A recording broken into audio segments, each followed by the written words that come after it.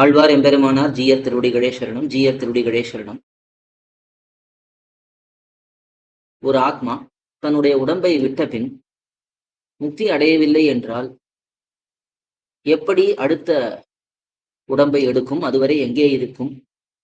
இதை பற்றி விளக்க வேண்டும் என்று ஒரு கேள்வி. சாந்தோக்கிய உபனிஷத்திலே பஞ்சாக்னி வித்யா என்று ஒரு விஷயம் முக்கியமாக காட்டப்படுகிறது. அதிலேதான் இந்த ஆத்மாவானது எப்படி அடுத்த பிறவியை எடுக்கிறது என்பது விளக்கப்பட்டுள்ளது. பொதுவாக நமக்கு தெரியும், முக்தி அடையக்கூடிய ஆத்மா அர்ச்சிராதி மார்க்கத்திலே போகும். அர்ச்சிராதி கத்தி என்று சொல்லப்படும்.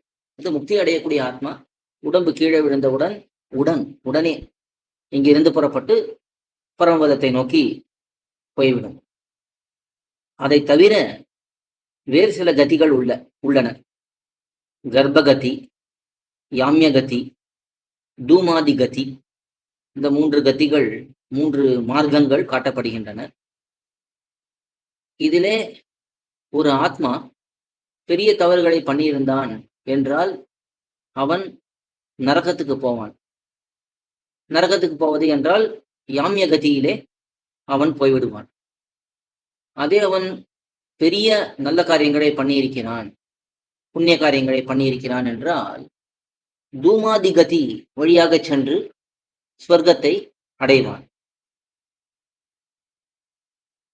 இங்கே ஸ்வர்க்கத்துக்கோ நரகத்துக்கோ சென்று அந்த புண்ணிய பாபத்தினுடைய பலனை அனுபவித்த பிறகு அவன் ஆகாசத்திலே வந்து விழுவான். அந்த ஆத்மா ஆகாசத்திலே இருக்கும் பொழுது சூரிய கிரணங்களாலே சேகரிக்கப்பட்டு மேகங்களிலே போய் சேர்வான். மேகத்திலிருந்து மழையாக பொழிந்து பூமியை வந்து அடைவான். அதற்கு பிறகு பூமியிலே நெற்பயிர்களுக்குள்ளே சென்று அந்த நெற்பயிரை விளைத்த பின் அதிலிருந்து வரக்கூடிய அரிசி உள்ளே அந்த ஆத்மா இருப்பான். அந்த அரிசியை உண்ணக்கூடிய புருஷனுடைய உடம்பிலிருந்து அவனுடைய ரேத்தஸ் வழியாக ஒரு பெண்ணுடைய கர்ப்பத்துக்கு செல்வான்.